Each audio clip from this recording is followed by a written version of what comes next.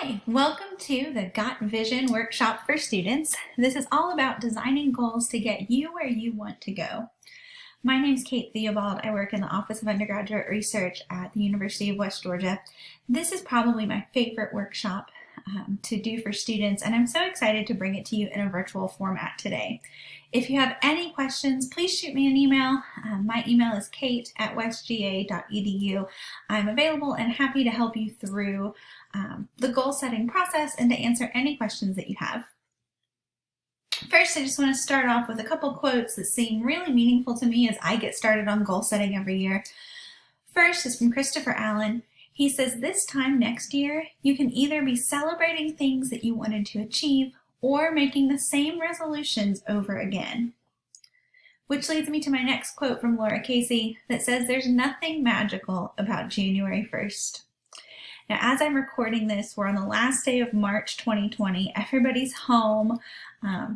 We're doing the social distancing thing and quarantine and all of that. And you may be thinking, why would I set goals right now? Well, actually, I think it's the perfect time to set goals. This is a time for you to really reflect on what you want to accomplish next, what it is that's meaningful and important to you, what you want to focus on now while you're at home, or what you want to focus on once everybody comes back together, hopefully pretty soon.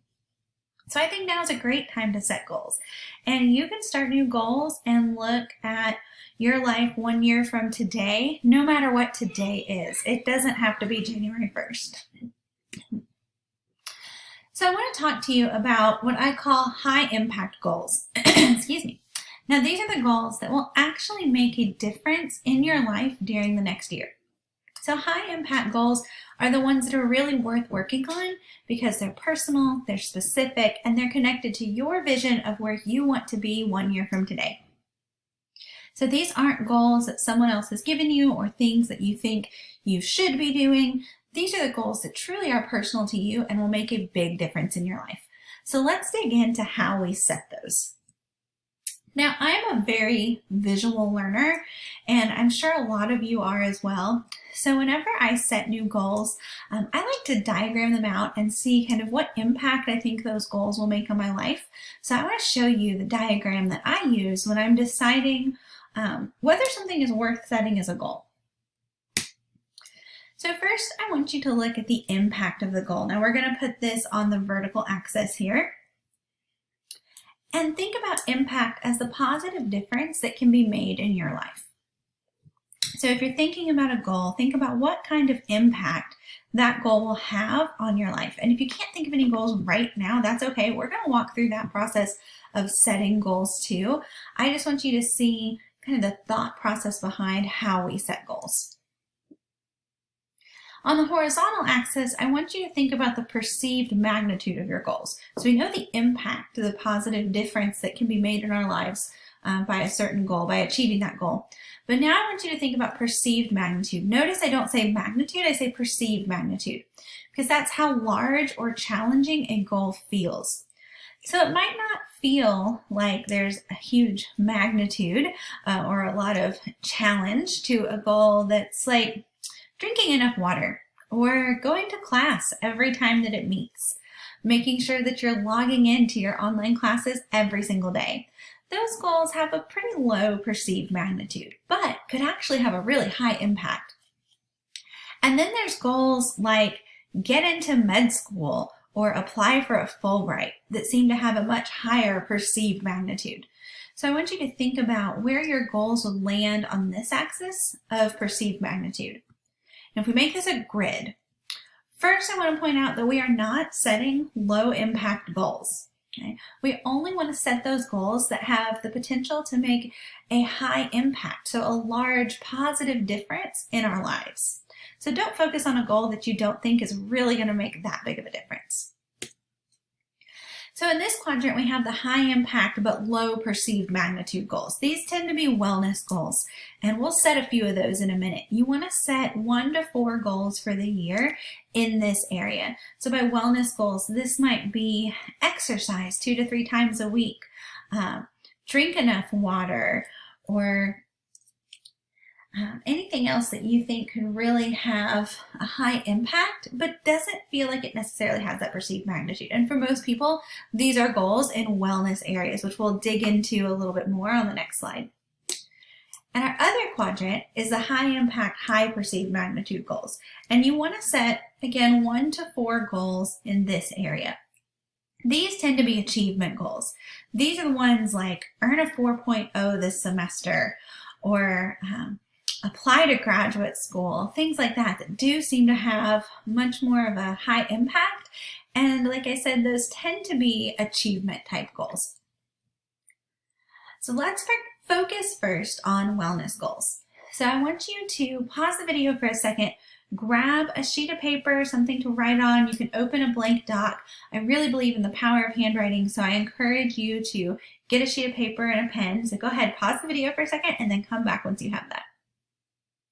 Okay, hopefully now you have a blank doc open, or you have something to write on and something to write with. Let's actually do some work to set some wellness goals. Now remember, these are those high impact, low perceived magnitude. And I want you to think about wellness really in 3 different areas of your life that all connect to each other. So we're going to look at some physical goals, some academic goals, and some emotional, mental, spiritual. I put emotional here on the slide, but you can think of whatever term really makes the most sense for you there.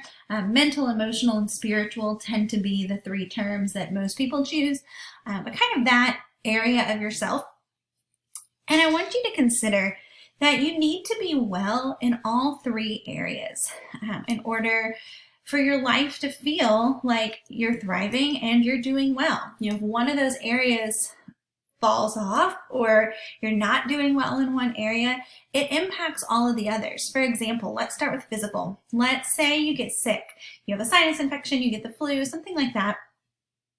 That's affecting your physical well-being. You're maybe not exercising like you should, or taking care of yourself in the same way that you would. You're physically just not well. And that can bleed over into academics, right? You're missing class, you're not putting as much time or effort into your work because you just don't feel good. And so your academics are suffering as well, which then can lead to some emotional, mental, spiritual suffering too, because now you're stressed on top of all that. And stress has physical symptoms. So you can see where this makes a circle. I have it as a triangle here. A circle was actually kind of difficult to get on the slide. But you can see that all those areas connect to each other. And if you're not well in one of them, your overall wellness is going to feel off balance. So what I want you to do here is think of at least one thing in each of these 3 areas that you know you should be doing, but that you're not already doing, or maybe that you're not doing consistently. These goals are not ones that are kind of those light bulb moments.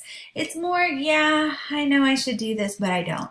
For example, for me, a physical wellness goal is to wear my glasses when I'm working at the computer. When I'm staring at screens for hours, if I don't have my glasses on, I get a headache. And I know I should do it, but I just, for whatever reason, don't think about it, right? So that's something that I'm not already doing consistently that I know I should be doing. So pause the video, take a moment to write down at least one, but 1 to 2 or 3 things in each of these 3 areas you know you should be doing, but you're not already. So go ahead and pause the video. All right, hopefully you actually did pause the video, take some time to write down things in all 3 of these areas. And so the next step I want you to take is to circle the things that you've written down that will make the biggest difference in your life if you actually do them. So remember, these are things you know you should be doing, but you're either not or you're not doing them consistently. So which few, maybe 1 in each area, or just looking at your list overall, pick 1 to 4. What are the things that would make the biggest difference in your life if you actually did them? So pause the video for just a second to do that. Okay, I have one more thing that I want you to do here with these wellness goals. And that is to pause the video for a moment, take 30 seconds to a minute, and write down how you think your life will be improved if you do these things consistently for the next year. So go ahead and pause the video and jot down your answer to that question. All right, welcome back. So now we've explored some things that could be goals in the wellness area, that high impact, low perceived magnitude. Hopefully you have some good thoughts written down there. And I want to transition into the achievement goals. So these are those high impact, high perceived magnitude goals. Now to set those and kind of figure out what those goals might be, I have a few questions that I want you to jot down the answers to. So I want you to take about 1 minute to answer each of the following questions. You can take a little bit longer if you want to, kind of go at your own pace through this, but do pause the video, write down your answers to the questions, and then come back to the video. So here's our first question. What are your big lifelong dreams and goals? And these are not necessarily time bound, right? Maybe you want to be a pediatric oncologist, or maybe you want to be a lawyer who works on environmental law. Like, think of a big issue that you want to contribute to solving, or kind of that ultimate career goal. Where do you want to make a difference? And don't hold yourself back here. Dream big. Assume you'll get into whatever graduate programs you need to get into, or whatever doors need to be open will be. If you had everything, available to you and you could actually achieve that goal, what is that big lifelong dream or goal? And you can have more than one, but take a moment, pause the video, and write down what that is. Okay, welcome back. I hope you really did pause the video and write down that goal, and you're ready to dig into our next question, which is, what degrees do you need to earn? What positions do you need to hold? Or what do you need to learn or accomplish in order to be qualified to achieve your lifelong goals? Notice I didn't say in order to achieve them, but in order to be qualified to achieve them. Because if you just sit there right now and say, I want to be the world's leading pediatric oncologist, and you don't have any plans to go to med school, that's just going to be something that stays tacked up on a bulletin board that you never actually achieve. So what degrees do you need to earn? Well, you need to go to med school. You have to have that medical degree. What positions do you need to hold? You're not going to come right out of med school as the world's leading doctor in anything. So what do you need to do first? What do you need to learn or accomplish in order to be qualified to achieve your lifelong goals? So like earning that med degree qualifies you to start achieving that goal. I'm using medicine as an example, though of course yours doesn't have to be. This works kind of for any goal that you have set. Think about what you need to do first to get there. So go ahead and pause the video and jot down some thoughts in answer to this question. Okay, those first two were kind of big, required a lot of thought probably on your part. So let's dig into the next question, which makes it a little bit more specific and asks, what do you need to do before you graduate from college to set yourself up to accomplish what you listed in number 2? Now, if you're a senior, these are the things you need to do within the next year. If you're a freshman through junior, you may have some more time on these, right? So what do you need to do before you graduate from college? And think really specifically. Don't start on step 5, right? You might say that you need to take the MCATs, if we're continuing with our medical example, that you need to actually apply to med school. But that might be step 3, 4, or 5 for you. You might say, oh, I do want to be a doctor, and Kate just mentioned MCAT. I don't even know what that is. I need to Google that, right? That could be a step, something you need to do before you graduate from college to set yourself up to accomplish what you listed in that second question. So pause the video, take a minute to write down everything you can think of that you need to do while you're an undergrad. Okay, that leads really well into our next question, which for seniors, you don't really have that because you do only have that 1 year left. Freshmen through juniors, or whatever classification you are, that you still have some time left before you graduate. Now think about what you need to do this year to make sure you achieve what you listed in number 3. So if you know that you need to be admitted to med school, that you need to apply to med school, you might know that as a freshman through junior, you need to have a really stellar GPA so that you're qualified to do that. Or you need to take certain courses in biology and chemistry and physics, whatever those are, to prepare you for the MCATs that you need to take before you graduate. And again, I'm using this med school example so that we're just continuing with the same example throughout, but you can apply this to whatever that big goal is that you have for yourself. So what do you need to do this year to set you up to accomplish what you need to do before you graduate? So take a moment, pause the video, jot down your answers. Okay, great. I'm glad that you have that. We've done a lot of work so far. And now I have this last question for you, which is, what are other big goals that you have for yourself in the next year? So these are goals that maybe aren't necessarily connected to that first question we answered about your big lifelong dreams and goals. These goals might be that you want to be able to run a 5K, right? What other big goals do you have for yourself in the next year? So take a moment, pause the video, jot down your answers to that question. Okay, so now you've written down your achievement goals, you've written down your wellness goals. I want you to go back through the work that you've done with wellness goals and with achievement goals and write down up to 8 goals for the next year. 2 to 4 is usually the most manageable. So when we look back at those achievement goals and the work we did, some of those were not time bound, or some of those will take a lot more time than just 1 year. The goals you're setting here are for the next year. So between today and 1 year from today. So I want you to pick up to 8 goals. 2 to 4, like I said, is usually the most manageable. It's most reasonable. You can actually make progress typically on 2 to 4, but you can have up to 8. I'd go about half and half, wellness goals, achievement goals. So what are those goals that you have for yourself in the next year? So pause the video, take 1 to 2 minutes to go back and circle things that you wrote, and then write a fresh, clean list of those 8 goals. So go ahead and pause now. Okay, perfect. I'm glad that you've actually taken the time. I hope you've taken the time to pause the video, do the work, set up your goals, and now you have 2 to 8 goals that are going to be really meaningful to you because you can see where you're going. You can see the trajectory that these goals place you on for the rest of your life, and you know that they are all going to make a high impact. While some may not have as high of a perceived magnitude as others, you know that they're all going to make a high impact on your life within the next year. So congratulations, you've set goals. But don't let it stop here. Sometimes we can be in a webinar or a conference or reading a book about goal setting and we can be pumped about it, right? You can love your list and then the video's over, you tack the list up on your bulletin board and you go right back to real life.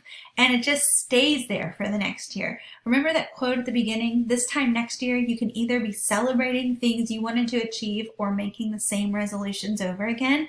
Don't fall into that trap. Most goals are dead within about 6 weeks, which means that New Year's resolutions are done by mid-February. You don't want that to be you. 6 weeks from now, my hope for you is that you're still making incredible progress on all these goals. So do something about them. Post them where you'll see them. Write them in your planner or calendar, which, side note, means that you need to be keeping a planner or calendar.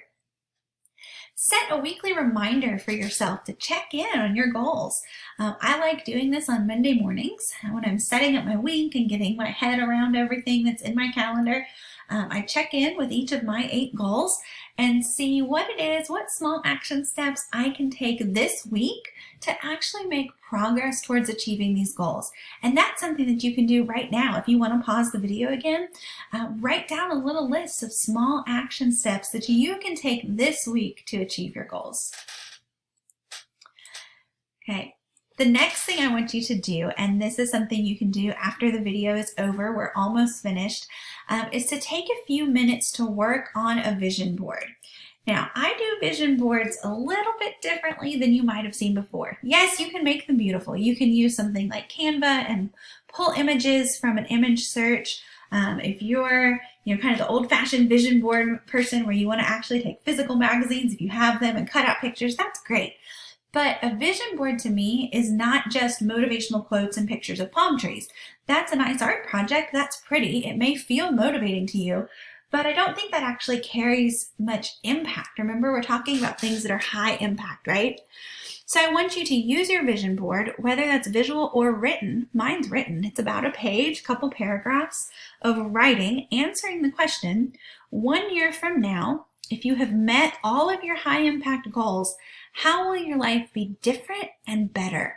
So when this presentation is over, I want you to take a few minutes. This may take a little bit more time than answering the other questions did, and create your vision of what your life looks like 1 year from today if you have met each of your goals. To me, that's a vision board that's motivating. That is a vision that will actually get you moving and help you to really accomplish these goals and go from a webinar to actual difference in your life.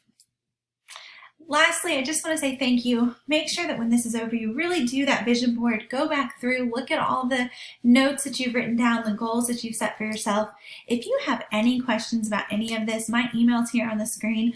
Please do send me an email. I'm excited to talk to you about your goals. We have lots of other workshops and webinars about specific fellowships that can help you to achieve your goals, especially if you have some graduate school in your future, or if you want to maybe go abroad for some time, either while you're a student or after graduation. So I'm really happy to talk through the goal setting process with you, and then also help you to find some tangible ways to achieve those goals and even fund those goals, especially if you're looking at graduate school. So thank you for tuning in, for watching this workshop. I hope that you've been able to get some really positive things out of it, and good luck on your goals.